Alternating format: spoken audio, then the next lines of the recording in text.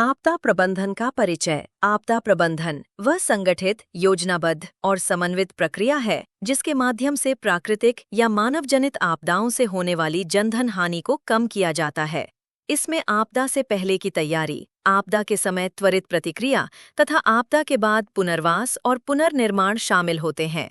आपदा प्रबंधन का मुख्य उद्देश्य केवल राहत देना नहीं है, बल्कि जोखिम को कम करना, समुदाय को सक्षम बनाना और दीर्घकालिक सुरक्षा सुनिश्चित करना है। आपदा प्रबंधन की आवश्यकता। भारत भौगोलिक दृष्टि से विविध और संवेदनशील देश है। यहाँ भूकंप, बाढ़, सूखा, चक्रवात, भूस्खलन, बिजली गिरना जैसी आपदाएं बार बार आती हैं।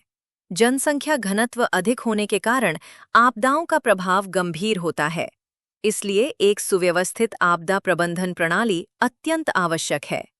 आपदा प्रबंधन के उद्देश्य: जनधन हानि को न्यूनतम करना, आपदा के जोखिम को कम करना, त्वरित राहत और बचाव कार्य सुनिश्चित करना, प्रभावित लोगों का पुनर्वास करना, समुदाय को आत्मनिर्भर और जागरूक बनाना।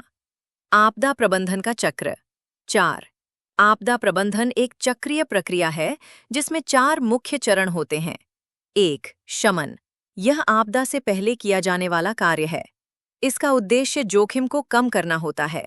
उदाहरण: भूकंपरोधी भवन निर्माण, बाढ़ नियंत्रण बांध, वृक्षारोपण, भूमि उपयोग योजना। शमन दीर्घकालिक सुरक्षा सुनिश्चित करता है। 2. तैयारी। इस चरण में आपदा आने से पहले तैयारी की जाती है। उदाहरण: आपदा प्रबंधन योजना बनाना, मॉक ड्रिल कराना, चेतावनी प्रणाली विकसित करना, आपातकालीन सामग्री, भोजन, पानी तैयार रखना। तैयारी से घबराहट कम होती है और प्रतिक्रिया बेहतर होती है। 3. प्रतिक्रिया। यह चरण आपदा के समय लागू होता है। इसमें त्वरित बचाव, राहत और चिकित्सा सहायता शामिल होती है। उदाहरण: बचाव दल भेजना, घायलों को अस्पताल पहुंचाना, राहत शिविर स्थापित करना। इस चरण का उद्देश्य जीवन बचाना होता है। 4. पुनर्वास एवं पुनर्निर्माण। यह आपदा के बाद का चरण है। इसमें प्रभावित लोगों को सामान्य जीवन में वापस लाया जाता है। उदाहरण: घरों का पुनर्निर्माण, आर्थिक सहायता, बुनियादी सुविधाओं की बहाली। भारत में आपदा प्रबंधन की रूपरेखा। भारत में आपदा प्रबंधन का कानूनी ढांचा आपदा प्रबंधन अधिनियम 2005 के अंतर्गत स्थापित किया गया है। 4.1 राष्ट्रीय स्तर नेशनल डिजास्टर मैनेजमेंट अथॉरिटी। यह शीर्ष संस्था है जो नीतियां और दिशा निर्देश बनाती है। इसके अध्यक्ष भारत के प्रधानमंत्री होते हैं। National disaster response force. यह विशेष बल है जो आपदा के समय बचाव कार्य करता है। 4.2 राज्य स्तर स्टेट डिजास्टर मैनेजमेंट अथॉरिटी। प्रत्येक राज्य में यह संस्था कार्य करती है। मुख्यमंत्री इसके अध्यक्ष होते हैं। 4.3 जिला स्तर डिस्ट्रिक्ट डिजास्टर मैनेजमेंट अथॉरिटी। जिलाधिकारी इसके प्रमुख होते हैं। यह स्थानीय स्तर पर आपदा प्रबंधन योजनाएं लागू करता है। आपदा प्रबंधन के मुख्य घटक: जोखिम मूल्यांकन, चेतावनी प्रणाली, क्षमता निर्माण, सामुदायिक भागीदारी, समन्वय और संचार। समुदाय आधारित आपदा प्रबंधन। आपदा प्रबंधन में स्थानीय समुदाय की भूमिका अत्यंत महत्वपूर्ण है। यदि लोग जागरूक और प्रशिक्षित हों तो नुकसान को काफी हद तक कम किया जा सकता है। स्कूलों, पंचायतों और स्वयंसेवी संस्थाओं की भागीदारी आवश्यक है। निष्कर्ष: आपदा प्रबंधन केवल सरकारी कार्य नहीं है, बल्कि यह सरकार, समुदाय और नागरिकों की संयुक्त जिम्मेदारी है। सही योजना, वैज्ञानिक दृष्टिकोण और जन जागरूकता द्वारा आपदाओं के प्रभाव को कम किया जा सकता है। परिचय।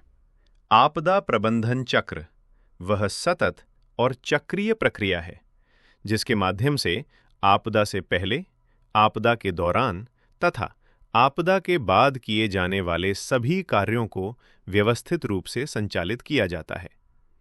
इसे चक्र इसलिए कहा जाता है क्योंकि एक चरण समाप्त होते ही अगला चरण शुरू हो जाता है और पुनः शमन व तैयारी की प्रक्रिया जारी रहती है। इसका मुख्य उद्देश्य आपदा के जोखिम को कम करना, जनधन की हानि को न्यूनतम करना तथा प्रभावित लोगों को शीघ्र सामान्य जीवन में वापस लाना है।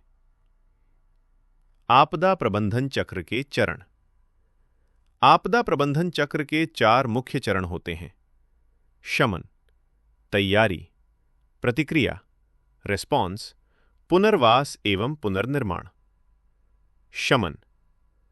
अर्थ। शमन का अर्थ है आपदा के संभावित जोखिम और प्रभाव को कम करना।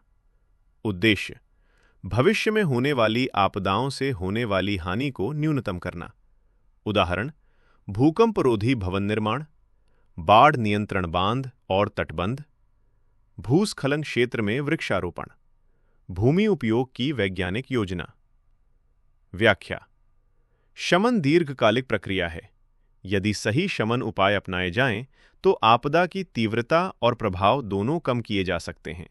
उदाहरण के लिए, यदि बाढ़ प्रवण क्षेत्र में निर्माण कार्य रोका जाए, तो नुकसान कम होगा। तैयारी। अर्थ।